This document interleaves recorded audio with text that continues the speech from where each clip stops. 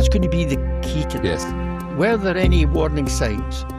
Were there any reports? What does his supervisor say on their staff appraisals? Were there any indications about his behaviour towards women in the police service?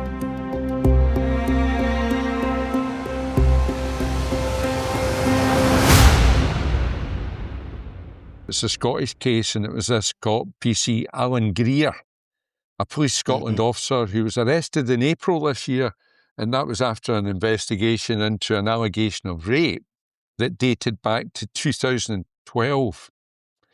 He was released pending further inquiries and obviously suspended from duty. And then he was found dead in May of this year, and police said that there were no suspicious circumstances, and it now seems that he committed suicide. But his death has been investigated by the Police Investigations and Review Commissioner because it followed police contact. I'll come back to you on that. I just want to finish the wee summary here. The subsequent anti-corruption unit investigation has identified multiple alleged victims over a period of about 14 years. So that takes us back to 2012. And the police are saying that those allegations include rape, other serious sexual offences, and attempt murder.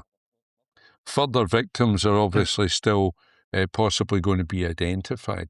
So let me come back to that Police Investigations and Review Commissioner. Who's that? Yep. PIRC. PIRC is the Police Investigations Review Commissioner was appointed, it must be about 10 years ago now. They started up with PIRC. And PIRC is a sort of an independent, almost like an ombudsman. Right. Like an ombudsman. That's what it's like. And various people have been appointed, mostly senior legal figures or people with a background in the law. Right. And it's like an independent view. So if the deputy designate, the Deputy Chief Constable of Police Scotland, who is responsible for discipline, and that was my old role in Lothian and Borders Police, will on some occasions will say, I'll tell you what, let's just get an independent view on this, and they will give it to the PIRC office. And I think PIRC is quite small. They've got a number of investigators working for them, but it's nothing too big. It's not. They don't reinvestigate things. They overview and they look at investigations that Police Scotland have done and just make sure, just put an overview of fairness and probity over it. And it's a kind of like a safety belt, really. And sometimes, you know, if you're doing a big investigation, it's very handy. I mean, during some of the big cases I had, we put together a wee panel of independent people, you know, an ex-head of CID here, an ex-forensic expert there, just to look at what they've done so they could say, well, this is all very well and good, but have you thought about A, B and C? And it's very healthy, that, and it's very useful.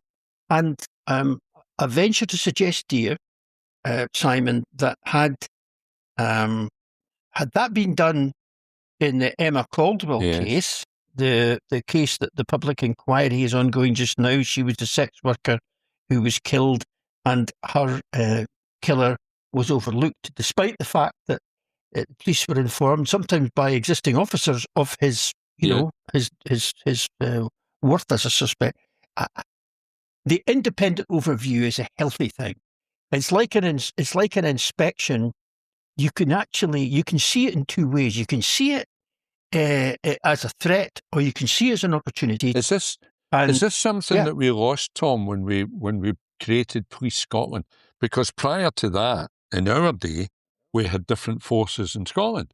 And I remember that someone from another force would come in, like someone from Lothian and Borders would come in, totally impartial, with no prior knowledge of the investigation, maybe bring his own team or create a team, as you say.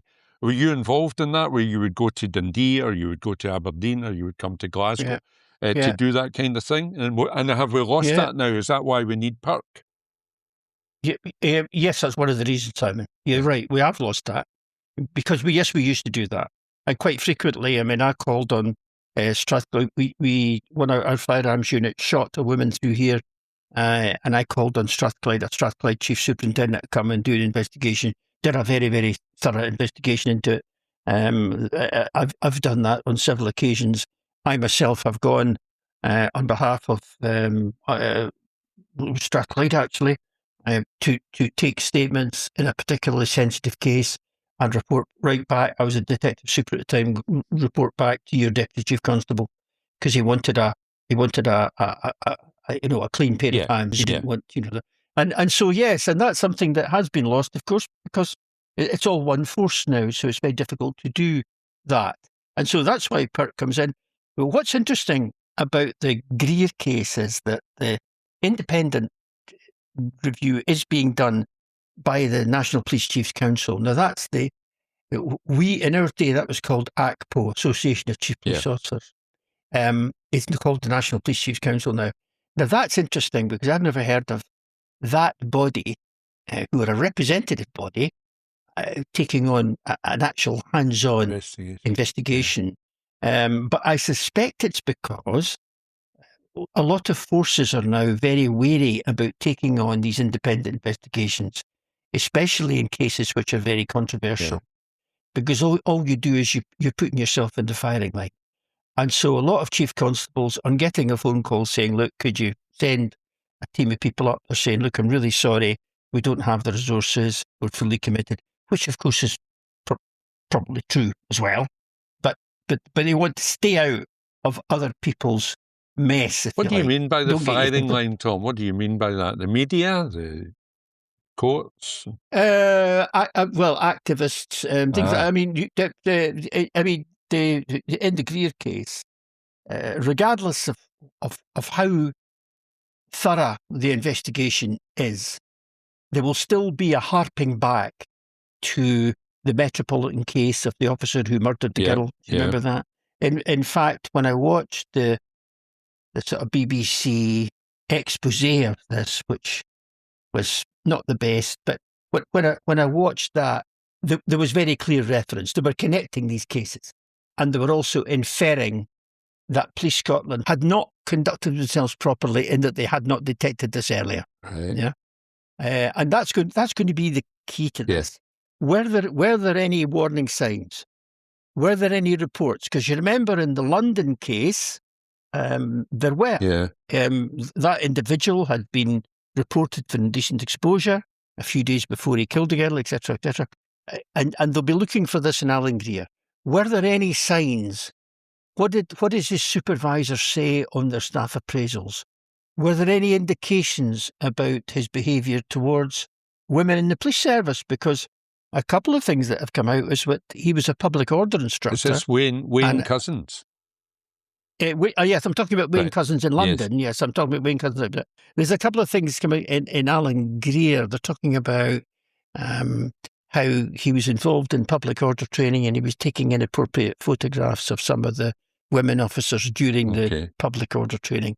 So was any of this made known to the authorities? Was any of this made known? Was this reported at all? Because if it was, and no action was taken, then there's very serious consequences from that. Yeah. So I think we're going to hear a lot more, and people will, the enemies of the police service, and there are enemies of the police service, will take the opportunity to make the very most of this. And so I just hope that there were no warning signs. I hope that that's the case. Tom, we'll have to see. Just on that topic, I see what you mean. And again, we can't go too deeply because it's an ongoing inquiry and those inquiries are being made just now. So we don't want to preempt anything like that.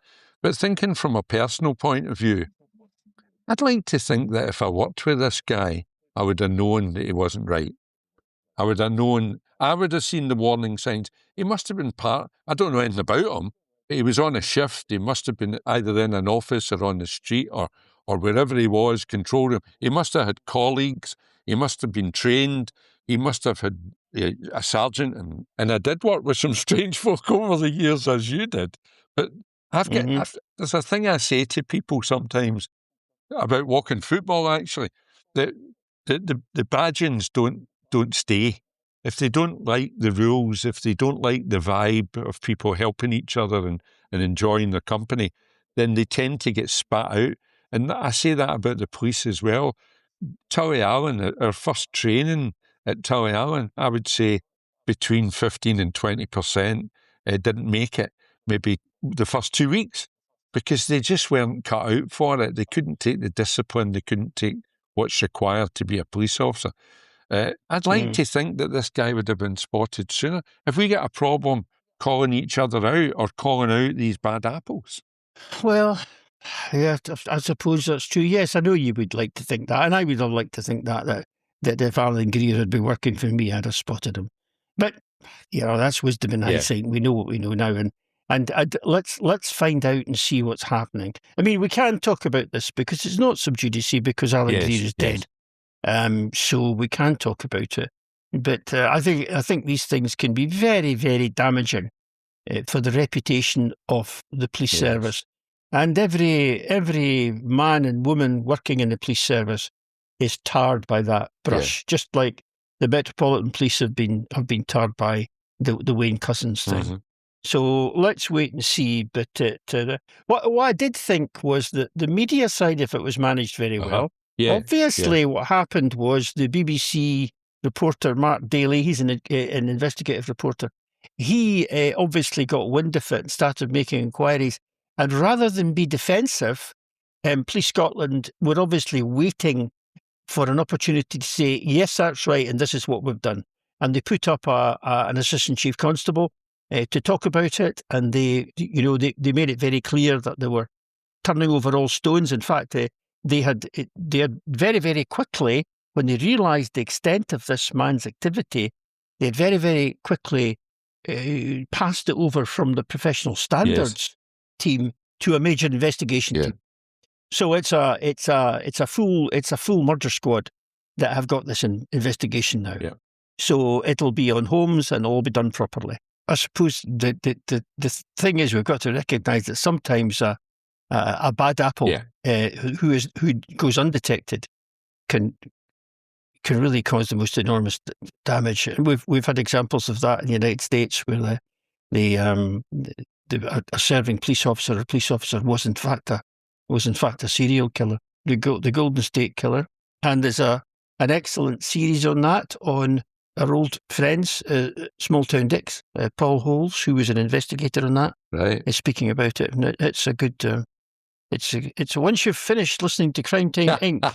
Only when you've finished listening to Crime Time Inc. you can dabble in Small Town Dicks, and that's a good thing. But that was a shocker, and sometimes that's the definition of hiding in plain sight, isn't it? And Tom, you and I have come across, and everyone listening to this has said to themselves, that guy, the retired minister, the backbone of the community or whatever it happens to be. We've all had cases of people leading double lives, and that sometimes can be police officers, but it can be any occupation where they run their own business or go to work every day, have got a family, or ostensibly happily married, etc., etc. And what's going on in their other life sometimes would stand your hair on end. Well, that's right. I mean, you and I have both been involved in murder investigations into sex workers, and that's really where you find these things. And that's where you come across them, not once, not twice, but you come across them dozens of times.